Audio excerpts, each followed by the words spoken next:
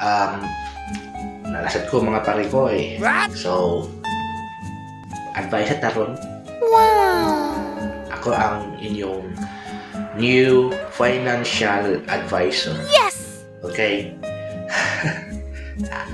So, maghisgot ko sa mga tambay sa manako kay ako karon mo kuli trabaho karon paligid ko trabaho sige ra ko inani nakatawanan ako ang gugulingon pirmi sa mag video ba, but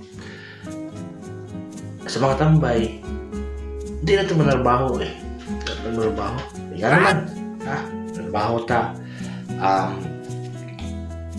makatipid ta kung matipid di na sige pa ngayon sa pamasahe, di ba? Kaya kung magtrabaho ta mo ato man jud ka sa imong trabaho or sa opisina ba karon or asa pa na diha kay mo duty, so maayo og pamasahe. So if dili ka man trabaho dili ka maayo pamasahe, so tipid na to, di ba? And then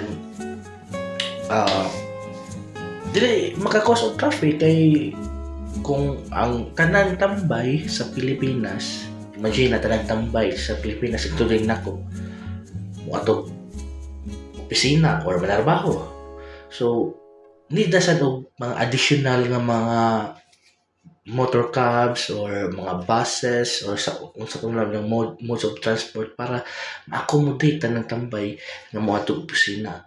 So less or the more tambay nga mo trabaho mo puno na sa traffic, di ba? Oh, good thing, di ba? And then walay sa mo kay